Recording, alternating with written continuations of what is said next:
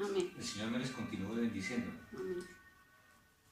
Damos gracias al Señor por el privilegio que nos da una vez más de podernos congregar como iglesia, como cuerpo de Cristo, para adorar y bendecir su santo nombre. ¿Cuántos dan gloria a Dios en esta tarde? Amén. Gloria a Dios. Bueno, doy gracias al Señor por el privilegio que me da de una vez más de poder compartir el mensaje en esta tarde maravillosa. Y oremos al Señor. Padre, en el nombre de Jesús te damos gracias por tu gran amor, por tu gran misericordia, por tu grandeza, Dios del cielo, por tu maravilloso Hijo Jesucristo.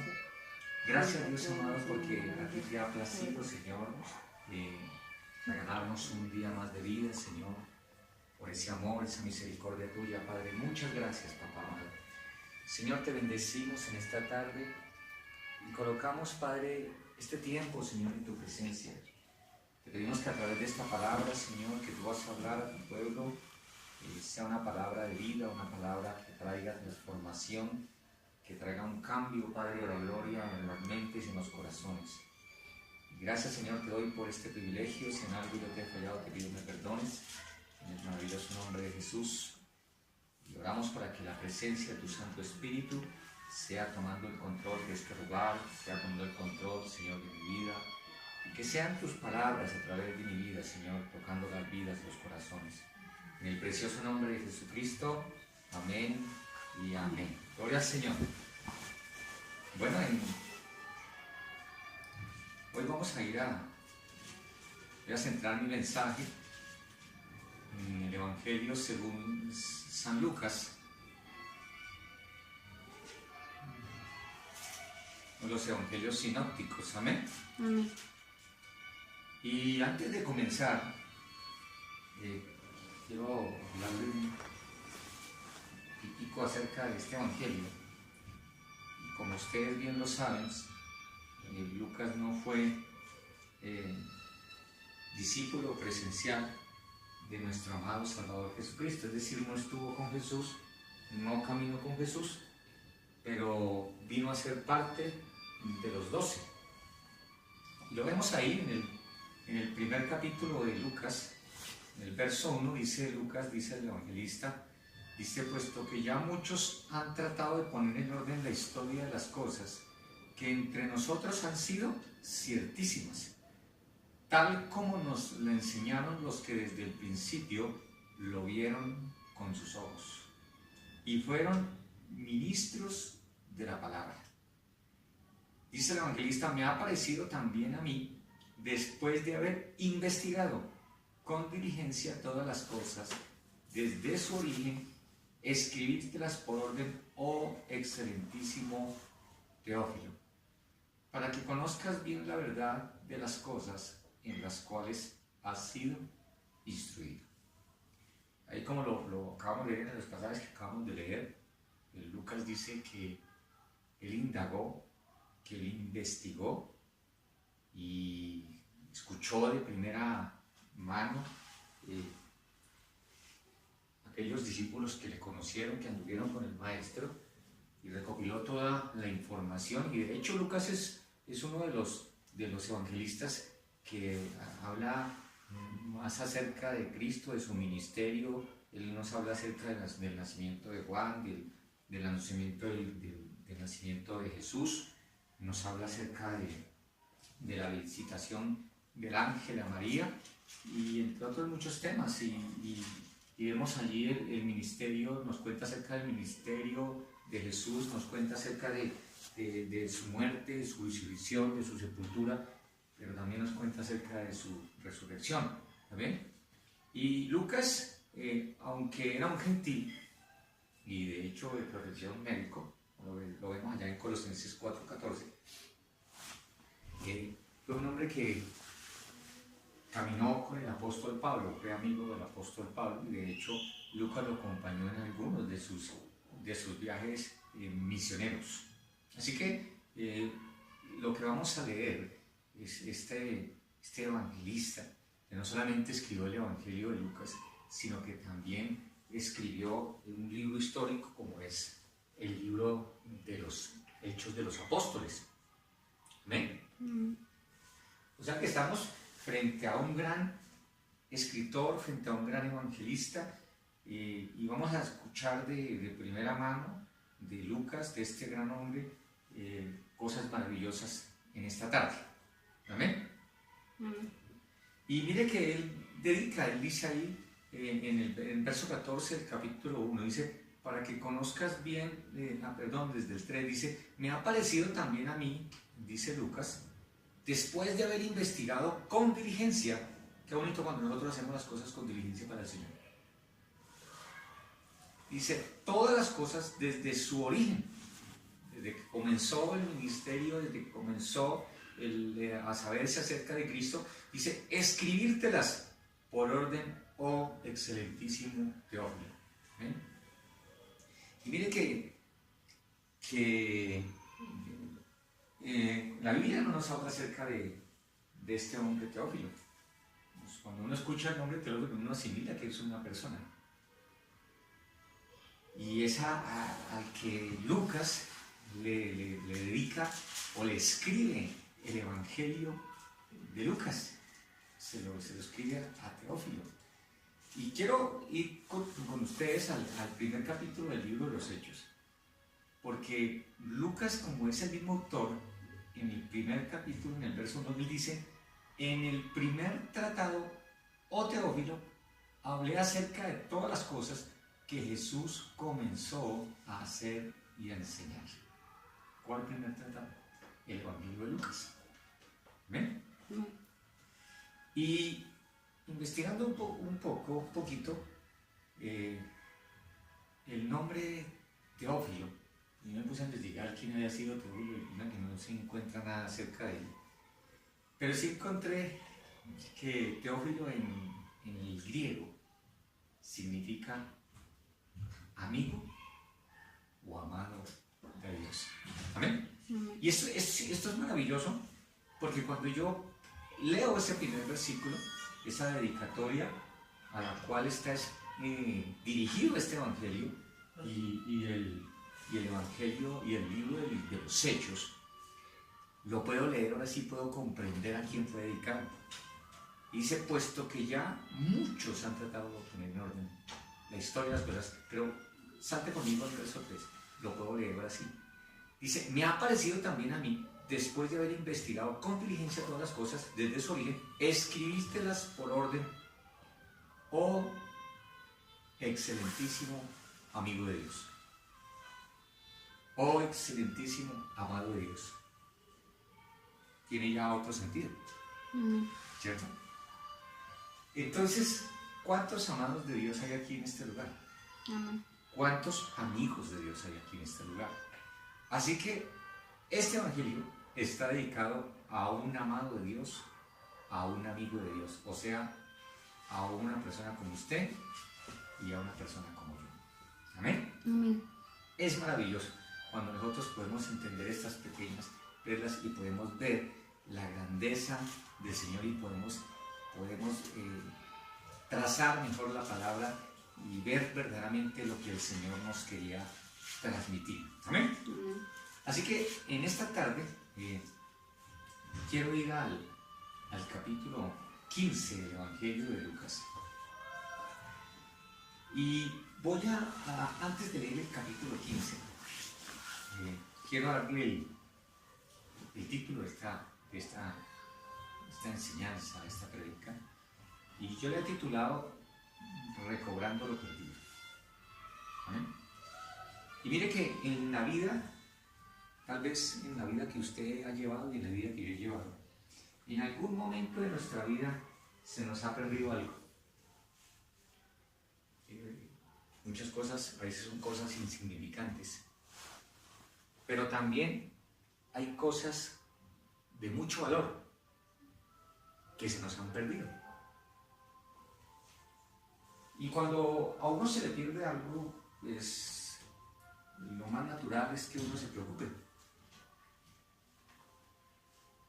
Cosas tan pequeñas como en mí en una ocasión se me perdieron, en 2 ocasiones se me perdieron los papeles de identidad, la billetera con todos los documentos. Y Y uno se preocupa, porque allí estaba mi libreta militar, allí estaba todo, pero en una misma noche me perdieron 2 veces los documentos y en una misma noche los encontré. Así que si en cosas pequeñas nosotros nos preocupamos, ¿cuánto más cuando a nosotros se nos pierde algo que significa o tiene un valor grande para nosotros? Tal vez a usted se le ha perdido, no sé, a alguna persona se le ha perdido un hijo, o se le ha perdido, o ha perdido un esposo, o ha perdido un padre, o ha perdido una esposa, qué sé yo. Y cuando llegan esos momentos a nuestra vida, queremos recobrar aquellas cosas que se nos han extraviado, se nos han perdido. ¿Amén? Y de eso es lo que vamos a tratar en esta tarde, hablar acerca de algo que se perdió, de algo que el hombre ha perdido en algún momento. Como lo dije anteriormente, muchos han perdido la relación con Dios. De hecho, el ser humano perdió la relación con el Señor. Perdió la relación con el Señor. Y eso marcó todas las generaciones en el mundo entero, hasta nuestros días. Pero dice la Escritura que Él nos encontró. Amén. Dice la palabra que Jesús vino a buscar y a salvar lo que se había perdido. Y usted, cuando está buscando, usted busca algo que se le perdió o porque quiere saber algo más. Quiero centrarme ya ahí en el capítulo 15 del Evangelio de Lucas. Porque en este Evangelio, ahí en ese capítulo, el Señor nos habla acerca de 3 analogías. Y para los que de pronto no sepan qué es una analogía, es una semejanza que yo puedo hacer entre 3 cosas distintas. Y ahí en el capítulo 15, el Señor Jesucristo nos habla acerca de 3 analogías y nos habla acerca de una oveja que se perdió. Pero también nos habla acerca de una moneda que se perdió. Y en el verso 13 nos habla acerca de un hijo perdido. Vaya ahí en esa misma página, en el verso 25 del capítulo 14. Y quiero comenzar mi introducción, mi mensaje, leyéndose el primer versículo, la primera parte del versículo. Y ahí hay un título, dice: lo que cuesta seguir a Cristo. ¿Usted cree que cuesta seguir a Cristo? Cuesta, ¿cierto? Nos cuesta. Porque la Biblia dice que el que quiera, Jesús dijo: el que quiera ir en pos de mí, niéguese a sí mismo, tome su cruz y sígame. Así que si a usted le ha costado servir a Cristo, seguir a Cristo, no crea que a los hermanos de la iglesia primitiva les fue muy fácil. De hecho, a ellos sí que les costó verdaderamente seguir al Maestro. El verso 25. El verso 25 dice la Escritura: grandes multitudes iban con él. Y voy a dejar hasta ahí, porque quiero que tengan muy en cuenta esas palabras, ese mensaje que está transmitiendo ahí el Señor. La palabra dice que grandes multitudes iban con él. Y eso me lleva a mí a imaginarme y como a crear esa escena de que a Jesús lo seguían grandes multitudes de personas. Hoy en día vemos evangelistas, hoy en día vemos muchos hombres de Dios y que cuando están dando sus mensajes son multitudes de personas lo que los están siguiendo. Y a Jesús lo seguían multitudes de personas.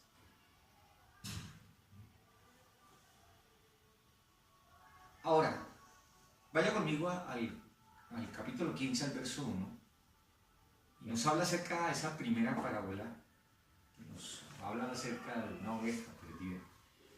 Y leo el primer versículo, dice: se acercaban a Jesús todos los publicanos y pecadores para oír. Mire que entre esas grandes multitudes que están escuchando un mensaje, que están escuchando una palabra de parte de Dios, van a haber diferentes tipos o clases de personas. Y aquí puedo, en el verso 1, extraer el primer grupo de personas que se acercan a escuchar un mensaje de parte de Dios. Y dice la Escritura: se acercaban a Jesús todos los publicanos y pecadores para oírle. Aquí vemos el primer grupo. Se acercaron a él los publicanos y los pecadores, pero ellos se acercaron para oír. Y el verso 2 dice: y los fariseos y los escribas murmuraban diciendo: este a los pecadores recibe y con ellos come. Ahí está el segundo grupo de personas que se acercan a escuchar el mensaje, a escuchar una palabra de Dios, a escuchar entre esas multitudes. Ahí podemos señalar esas dos clases de personas. Pero vemos acá que en el primer grupo dice que se acercaron los publicanos. Y los publicanos hacen referencia a aquellos recaudadores de impuestos que eran judíos que le servían a Roma. Y lo que ellos hacían era recaudar los impuestos a sus mismos hermanos judíos. Por eso ellos eran despreciados, porque no solamente servían al Imperio Romano, sino que también ellos sacaban ventaja de lo que las personas tenían que proveer. Entonces, Roma les permitía a ellos cobrar el impuesto, pero cobrar una cantidad más alta, y esa era su ganancia. Así que por esto ellos eran despreciados por el pueblo judío, por sus hermanos, porque no solamente le servían digámoslo en otras palabras, a su enemigo, sino que también aprovechaban de sacar ventaja. Y hoy vemos que hay muchas personas así. Hay muchas personas que su misma familia, personas que su del mismo núcleo que lo rodea a usted, y aquellas personas que usted cree que son sus amigos, van a querer sacar ventaja en un momento dado de una circunstancia que usted tenga, para el bien de ellos. Y estaban también los pecadores, pero me llama mucho la atención que dice la Escritura que ellos se acercaron, tanto los publicanos, los que eran despreciados por su pueblo, se acercaron también los pecadores, pero ellos se acercaron con una actitud distinta, con una actitud positiva, y era de escuchar al Maestro. Y yo sé que aquí en este lugar, en este recinto donde estamos, hay personas que se han acercado a escuchar este mensaje para oír una palabra de parte de Dios. Y dice ahí el verso, dice: y los fariseos y los escribas murmuraban diciendo. Aquí vemos la otra clase, la parte religiosa, la parte de los fariseos, de los maestros de la ley, los escribas, los sacerdotes. Ahí están todos aquellos, pero que se acercaron también dentro de esa multitud, pero con una actitud incorrecta, que era la de murmurar, la de criticar a su líder, de criticar a su maestro, de criticar a Cristo. Y hoy en día hay esa clase de personas también, que vienen a las congregaciones o vienen a los grandes eventos cristianos, y muchos se acercan para criticar al pastor, para criticar al líder, para murmurar de los siervos de Dios. Pero ahí estaban estos dos grupos grandes de personas. Y el Señor, en base a todo esto, el Señor refiere estas tres parábolas porque Él quiere transmitir un mensaje a estos dos grupos de personas. Y dice la Escritura que allí Él les refiere una parábola diciendo que hay un hombre que tiene 100 ovejas. Y dice la escritura que él pierde una de ellas, se le extravía una de esas ovejas. Y dice la palabra que él deja sus 99 ovejas en el desierto. Y va atrás de esa oveja que se perdió. Entonces dice, Señor, ¿qué hombre si se le pierde una oveja no va tras ella y deja las 99 en el desierto? Ahora, en el desierto había en las montañas rocosas, habían unos huecos, unas cuevas, y entonces allí el pastor cogía sus ovejas y las resguardaba allí mientras él iba a buscar aquella oveja perdida. Es que esto es maravilloso. Mire, Jesús dijo, yo soy el buen pastor. Y el buen pastor, dice, su vida da por las ovejas. Y usted y yo hemos sido llamados para pastorear, hemos sido llamados para ser esos pastores. El pastor era aquella persona que alimentaba, que cuidaba las ovejas. Aquella persona era un trabajo duro, no era un trabajo fácil. Y el Señor siempre se refirió a su pueblo como ovejas. Dijo, mis ovejas, dijo, oyen mi voz, ¿y qué?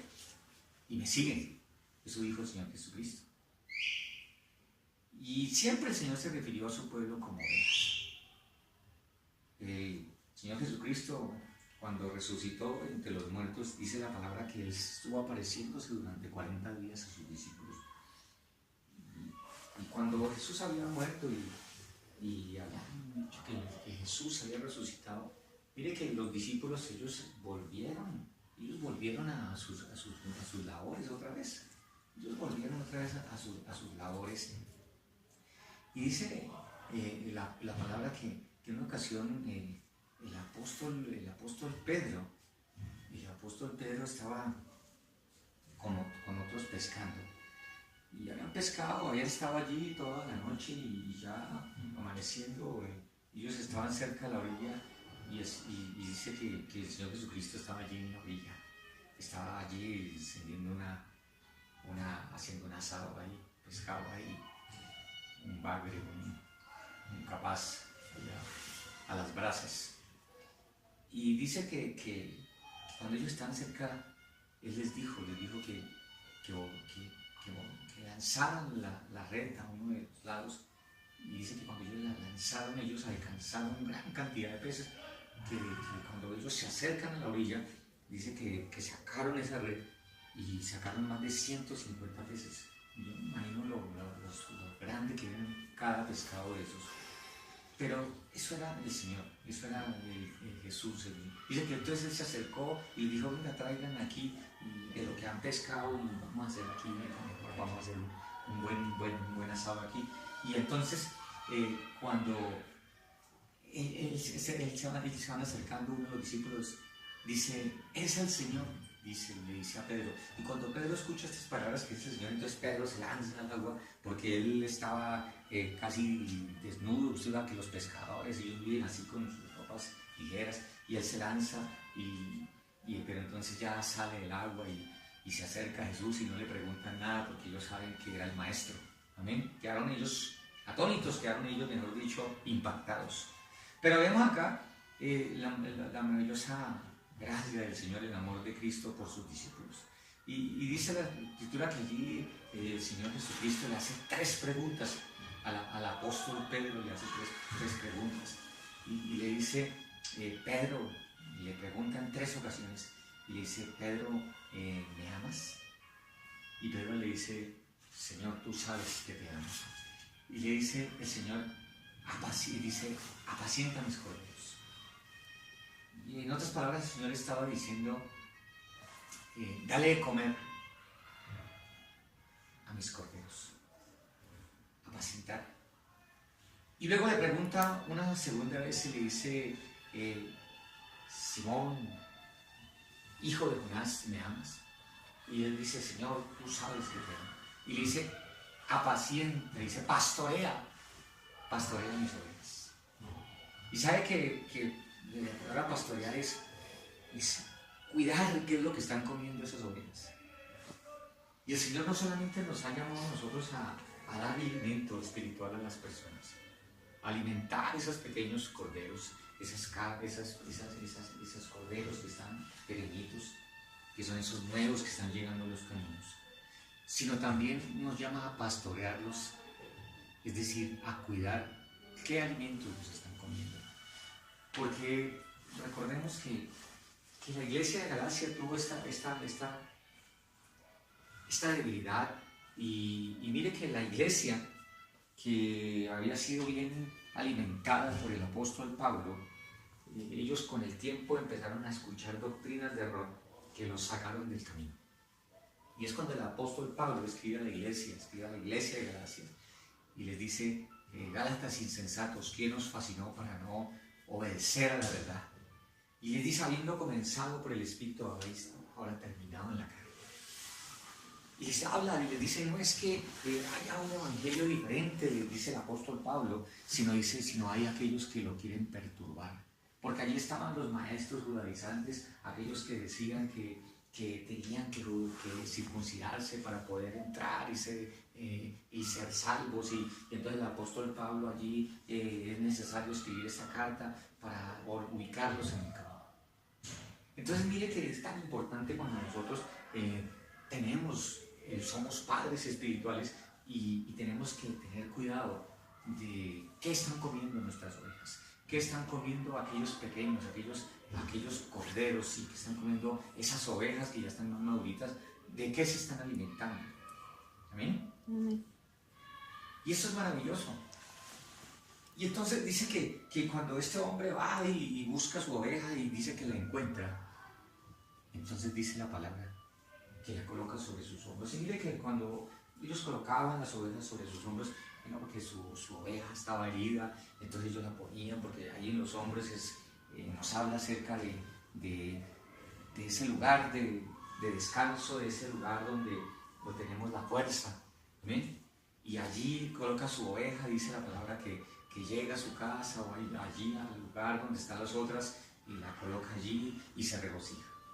Pero dice que hace fiesta. Y esta parábola nos habla acerca de esa oveja descarriada, de aquella persona que estuvo en el camino pero se desvió en un momento. Y el Señor aquí está dando un mensaje maravilloso de cómo nosotros debemos, o de qué actitud nosotros debemos tener frente a estas circunstancias cuando se presenta que alguien se sale del camino. ¿Cómo debemos actuar nosotros con esa persona? ¿Amén? Amén. Y también entonces el Señor Jesucristo hace una segunda parábola, trae una colación, un segundo mensaje, y habla acerca de una moneda que se perdió. Y usted dirá: no, pero ¿cómo así que una moneda? ¿Qué es eso tan insignificante?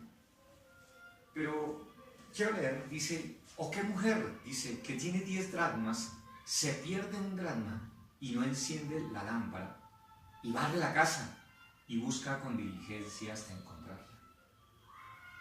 Dice: y cuando la encuentra, reúne a sus amigos y vecinos diciendo: gozaos conmigo, porque he encontrado la dracma que se había perdido. Así os digo que hay gozo delante de los ángeles de Dios por un pecador que se arrepiente. En aquellos tiempos, las casas no eran como las de ahora. No tenían ventanas. Por eso dice que la mujer, cuando se le pierde un dracma era equivalente a un salario de un día. El valor que tenía. ¿Y por qué pone aquí como ejemplo a la mujer? Porque es que mire que las mujeres, desde los tiempos de Cristo, ellas apoyaron el ministerio de Jesús. Y yo lo que veo acá a través de la palabra es que Dios no hace comparación o distinción mejor entre el hombre y la mujer. Y dice que a esta mujer se le perdió un dracma. Y sabe que en aquellos tiempos algunos teólogos, algunos estudiosos de la Biblia, dicen que aquellas mujeres, cuando se daban en casamiento, se les daba un dote. Y entonces lo que hoy, para que me puedan entender y las mujeres van a entender con una facilidad, hoy en día las mujeres usan, bueno, balacas. Y ellas llevaban una especie de balaca que era compuesta por 10 monedas, 10 dracmas. Pero también a veces hacían collar. Y habían unas que tenían muchas más.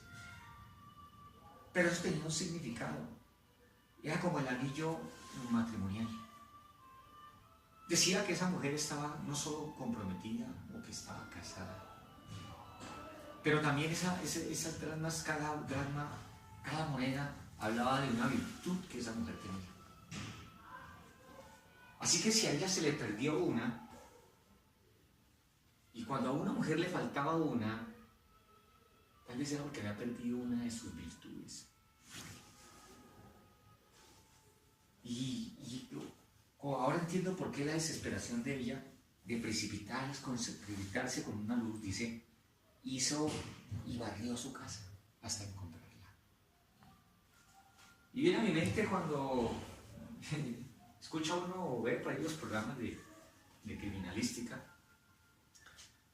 y yo no lo tomo tanto en el sentido de que usted cogió o esa mujer cogía una escoba y barría, sino que ella hacía un barrido, lo que llaman hoy en día los criminalistas. Cogían centímetro por centímetro hasta buscar una evidencia. Eso es un barrido, eso es hacer un barrido completo. Y dice que esta mujer hasta que encontraba ese dragma. Y cuando lo encontraba, dice que esa mujer recobraba el gozo. Porque era como si ella recobrara su dignidad.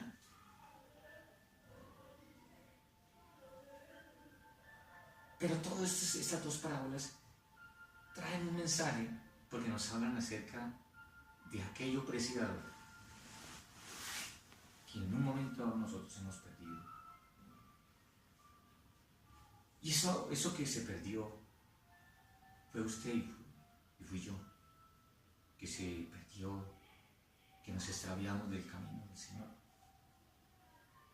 Pero tanto con la parábola de la oveja perdida como de la moneda perdida, dice que hay fiesta, hay gozo delante de Dios, dice la palabra en el cielo, cuando un pecador se arrepiente.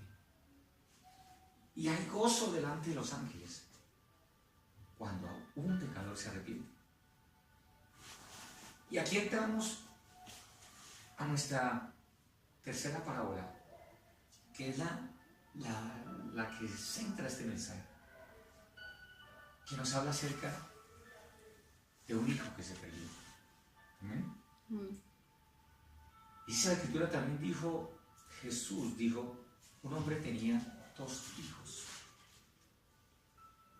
Dice la palabra, y el menor de ellos dijo a su padre, Padre, dame la parte de los bienes que me corresponde. Y les repartió los bienes. Miren que aquí hay algo muy importante, porque dice que un padre, y ese padre representa a Dios, a nuestro Padre Celestial, a su padre y a mi padre. Y dice que tenía 2 hijos. Y dice que podemos decir que uno de esos hijos lo representa a usted y uno me representa a mí.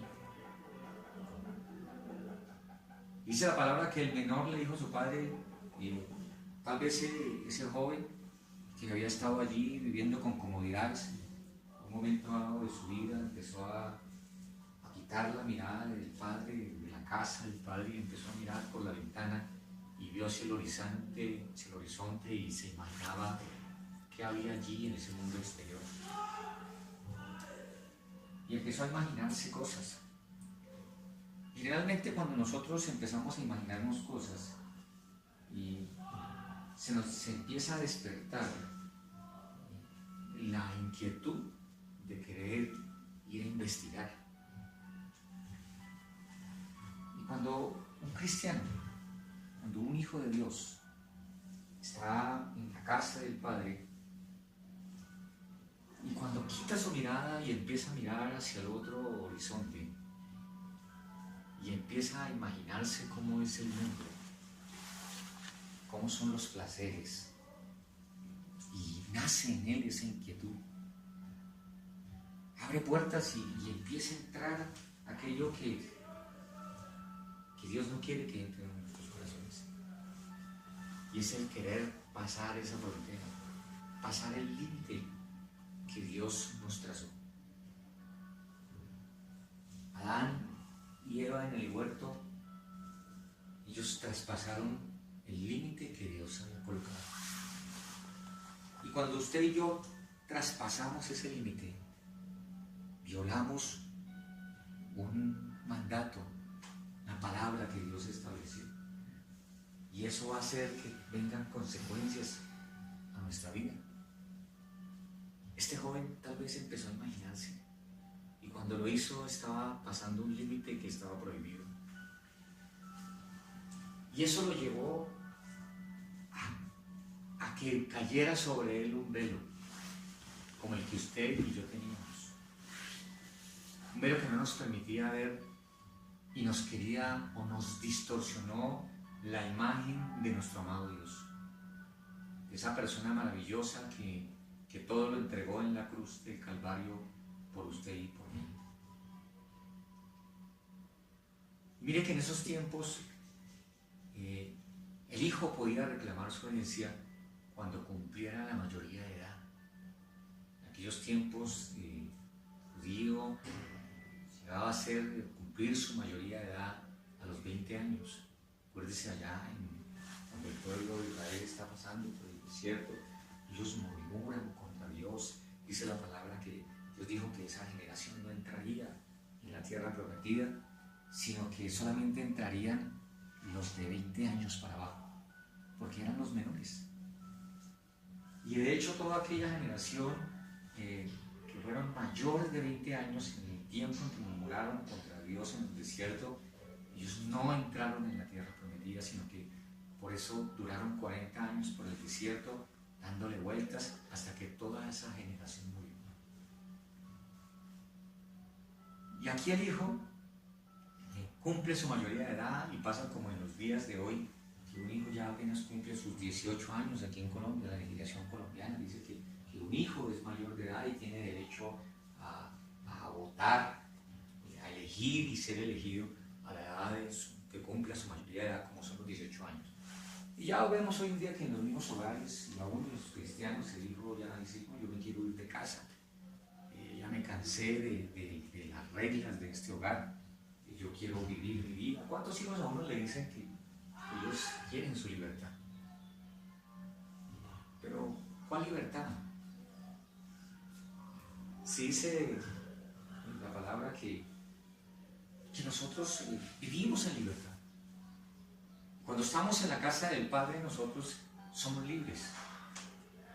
Pero cuando nosotros nos salimos del propósito de Dios y perdemos la visión se nos nubla y nos distorsiona la imagen de Dios. Y empezamos a ver que lo malo ya no es tan malo, sino que es bueno. Dice la Escritura: hay caminos que al hombre le parecen derechos, pero su final es camino de muerte.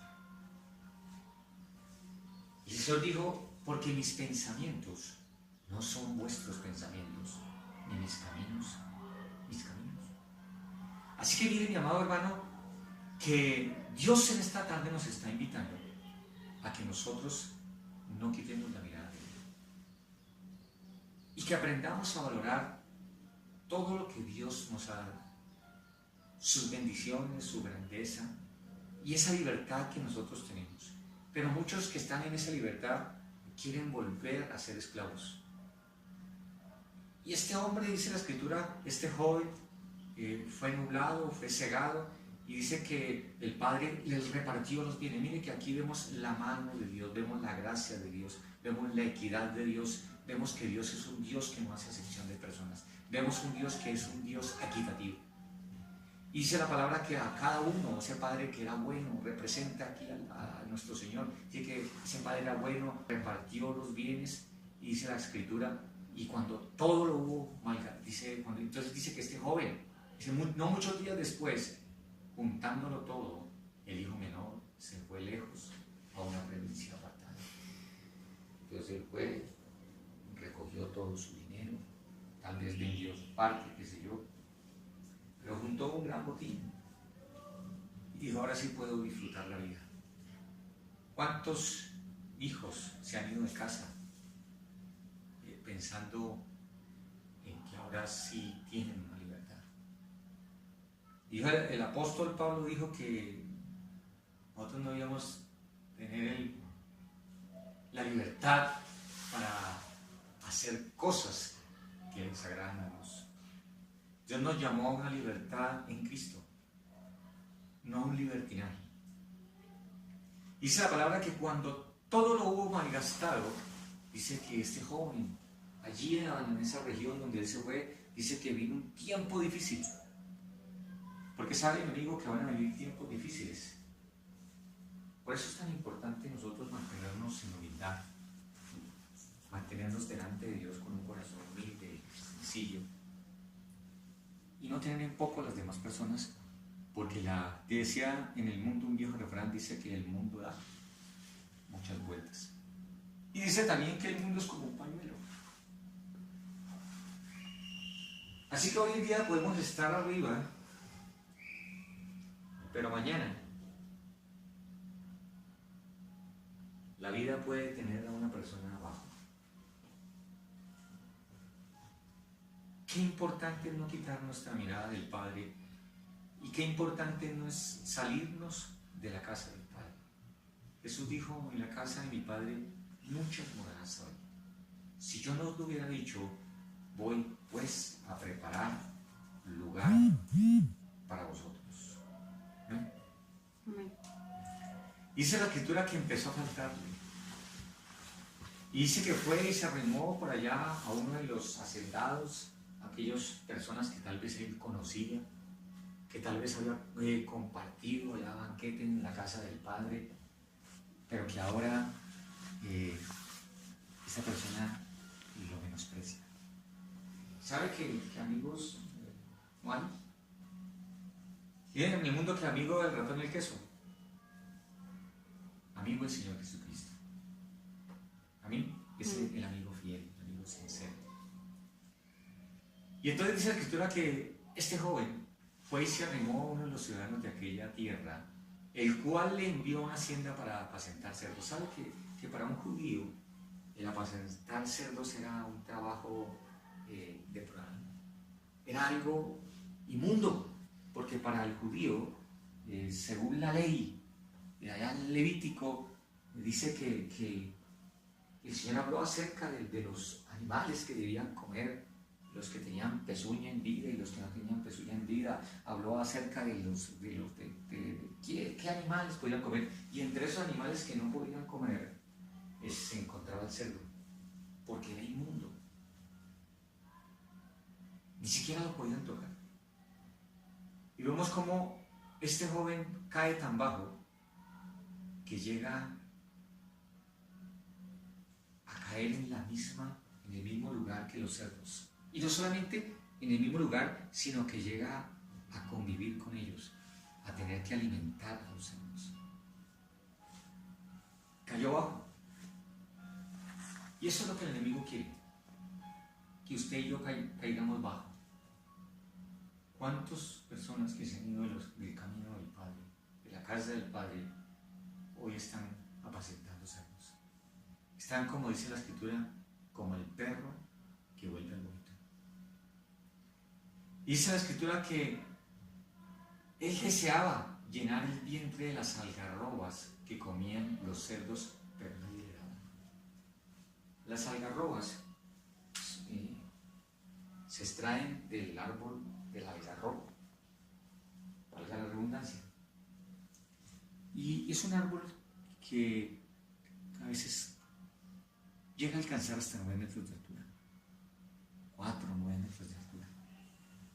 Y todos conocemos las alberjas o las habichuelas, son así alargadas, y cuando están maduras son de color marrón, y por dentro ellas tienen unas semillas que son nutritivas y cuando las comen, entonces tienen un sabor insípido y a veces dejan la lengua como pegajosa. Pero tienen un alto valor nutritivo. Y esto se le daba a los animales, a los cerdos, a los caballos. Se les daba este alimento. Y este joven anhelaba llenar su vientre de esas algarrobas. Pero me gusta esto y dice la palabra, y volviendo en sí. Y ese volviendo en sí me habla a mí de que él recobró su visión. Amén. En Efesios, en el capítulo 4, voy a leer el verso 18.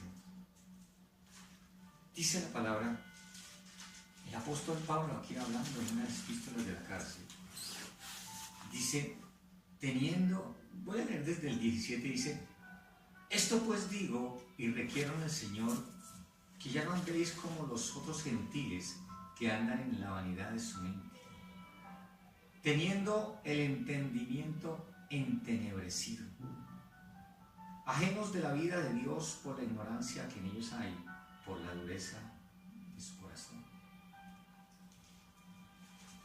El pecado trae vendas que bloquean nuestra visión y daña la mente. Y dice que este joven había tenido ya, su mente estaba entenebrecida, había perdido la visión, pero dice la palabra aquí que él volvió en sí, amén, recobró la visión. Y cuando me habla de volver en sí, también podemos poner como ejemplo cuando una persona se desmaya y vuelve en sí. Cuando está desmayada no se acuerda de nada, no tiene contacto con este mundo físico, no es consciente, pero cuando esa persona vuelve en sí, ella vuelve a recobrar los sentidos, vuelve a ver. ¿Ven? Y este joven dice la palabra que él volvió en sí, y eso me habla a mí que él recobró su visión, que él recobró su entendimiento. Y aquí podemos ver a este hombre que se arrepiente, dice la palabra, y él dice, ¿cuántos jornaleros en la casa de mi padre tienen abundancia de pan? Yo aquí perezco de hambre. Este hombre reconoció al padre, reconoció la casa del padre, reconoció que allí los jornaleros, allí los criados comían como reyes. Y cuánto más él que era un hijo. Dice, pero mire que lo maravilloso dice, lo segundo dice, y él dijo, me levantaré, y esa palabra, me levantaré, a mí me habla a mí acerca de que él perdió, él recobró, él dijo, yo quiero recobrar lo perdido. Dijo, yo voy a salir de esta situación. Dijo, yo voy a recobrar lo que es mío. Y a Dios le agrada a la gente que dice, yo quiero volver mi mirada a Dios. Yo quiero mirar nuevamente ese Calvario. ¿Sabe que allí en el pueblo de Israel, cuando el pueblo pecó, dice la palabra, que entonces le empezaron a salir unos tumores cancerígenos, unas sarnas, y dice entonces Moisés oró a Dios y Jehová dijo que pusieran en un asta una serpiente y el que la mirara, entonces dice que sanaría. Y ahí entonces vemos la misericordia de Dios, porque esa serpiente representaba, era tipo de Cristo. ¿Amén? Cuando ponemos nuestra mirada en Jesús, cuando nosotros volvemos nuestra mirada a Cristo, cuando nosotros nos levantamos nuestra mirada a la cruz del Calvario, a la obra de la cruz, y reconocemos que Jesús está ahí, alcanzamos oportuno socorro. Dice, ¿cuántos jornaleros en la casa de mi padre hay? Dice, tenían abundancia de pan, y yo aquí perezco de hambre. Y entonces él dijo, me levantaré e iré a mi padre. Él dijo, reconoció su error. Dijo, yo me arrepiento, yo le voy a decir a mi padre, voy a confesarle mi pecado. Dijo, yo le voy a decir que me perdone. Y él dijo, ¿cuánto? Dijo, y iré a la casa de mi padre y le diré, Padre, he pecado contra el cielo y contra ti. Y cuando dice a mí que he pecado contra el cielo, me habla de que este padre le ha enseñado acerca de Dios. ¿Sabe que usted y yo debemos enseñar a nuestros hijos a creer acerca del Señor? Porque en un momento difícil de la vida, ellos van a poder voltear, van a poder volver su mirada al Calvario y reconocer que Jesucristo es la solución. Y él dijo, me levantaré y iré a mi Padre. Y entonces él dice aquí, y le va a decir esta palabra, ya no soy digno de ser llamado tu hijo, hazme como uno de tus jornaleros. Y entonces dice que él levantándose, vino a su Padre. Y cuando aún estaba lejos, lo vio su Padre y fue movido a misericordia. ¿Saben? Quiero decirle algo. Y es que cuando nosotros estábamos perdidos, el Señor Jesucristo vino en nuestra búsqueda. Y una vez que nosotros, el Señor nos encuentra y nos lleva a su casa y nos abraza y hay fiesta en el cielo y nosotros nos volvemos al mundo, ahora los que tenemos que buscarlo somos nosotros. La primera vez nos busca Dios. La segunda vez usted tiene y yo tengo que buscarlo a Él. Y ahí no me dice la palabra que el Padre fue a buscar a su hijo. ¿O sí? ¿No? Dice que Él lo estaba esperando. Cuando el pueblo de Israel estaba siendo oprimido por los amalecitas, un pueblo que cuando el pueblo de Israel salía de Egipto hacia rumbo hacia Canaán y no le permitió pasar por el territorio para que Israel no tuviera que dar una vuelta grande, Amalek, dice la Escritura, se le opuso. Y entonces este pueblo se levantó contra Israel y pasado el tiempo, cada vez que Israel cultivaba, criaba sus ovejas, criaba sus vacas, dice que los amalecitas venían como langostas y le robaban todo lo que ellos tenían. Dice la palabra que Dios, un día Gedeón, ya en el libro de Jueces, capítulo 6, dice que Gedeón, un hombre, se encontraba amarrando un manojo de trigo para esconderlo de los amalecitas. Y dice que se apareció el ángel de Jehová y le dijo, varón esforzado. Y le habla acerca de lo que Dios va a hacer a través de su vida, de cómo Dios va a traer libertad y cómo Dios va a tomar venganza del pueblo amalecita por habérsele opuesto a Israel en el camino. Dice la Escritura que entonces Dios le habla a través del ángel y le dice que Él va a libertar su pueblo de la opresión de los amalecitas, que Dios va a vengar lo que Amalek hizo con Israel cuando le impidió el paso por la tierra. ¿Sabe que Dios dice la palabra que Él pelea por usted y por mí? Y hay de aquellos que se quieran levantar contra nosotros. Dice la palabra, por un camino vendrán contra ti, pero por 7 huirán de delante de ti. Amén. Así que vemos allá en Jueces 6:18 cómo Dios trae libertad por medio de Gedeón. Y entonces Gedeón dice, Señor, ¿y por qué nos ha acontecido, si tú eres Dios, por qué nos ha acontecido este mal? Y entonces Dios le dice, yo voy a tomar venganza, yo voy a libertar a mi pueblo a través tuyo. Y ve con esta mi fuerza. Y entonces le dice, Señor, pero yo quiero ir hasta casa y ofrecer un sacrificio y no te vayas, espérame aquí. Y el Señor le dice, yo esperaré hasta que vuelvas. Porque Dios es un Dios que nos espera. Amén. Y dice que el hijo dijo, cuando dice, Padre, he pecado contra el cielo y contra ti, ya no soy digno de ser llamado tu hijo. Pero el padre dijo a sus siervos, sacad el mejor vestido, vestirle, poner un anillo en su mano y calzado en sus pies, y traer el becerro gordo y matarlo, y comamos y hagamos fiesta. Porque este hijo muerto era y ha revivido, se había perdido y es hallado. Y comenzaron a regocijarse. Aquí esta parábola es una de las parábolas más hermosas, porque nos muestra no solamente el carácter de Dios, sino que también nos habla acerca del perdón, del arrepentimiento. Nos habla de las debilidades y flaquezas que usted y yo vamos a tener en un momento dado de nuestra vida cristiana. Nos habla de que en este caminar vamos a tener circunstancias difíciles. pero que siempre hay un Padre que nos espera amorosamente, un Padre que está ahí dispuesto a perdonarnos, a levantarnos. Ese Dios en el cual usted y yo confiamos. ¿Amén? Y más adelante vemos que no era un solo hijo pródigo, sino que eran dos. Porque aunque el hijo mayor estaba ahí en casa y había estado siempre con su padre, él era como ese asalariado, como ese obrero asalariado. Porque en el camino, en la vida cristiana, habemos obreros, pero también hay asalariados. Aquellas personas que trabajan solamente por una ganancia, aquellas personas que trabajan solamente por lo que me puede dar. Y este joven era asalariado. Había estado con el padre y también había perdido la visión porque él no sabía lo que tenía. Cuántas cosas Dios ha depositado en sus manos y en las mías. Cuántos talentos Dios ha colocado en sus manos y en las mías. Y no los hemos visto, los hemos escondido, los hemos guardado. Ni siquiera nos hemos dado cuenta de qué tenemos en Cristo. Ni siquiera nos hemos dado cuenta cuál es nuestra posición en Él. Qué es lo que Dios, qué somos en Él. ¿Qué Él nos ha dado? ¿Qué herramienta nos ha dado Dios para poder ir y buscar a esa oveja perdida?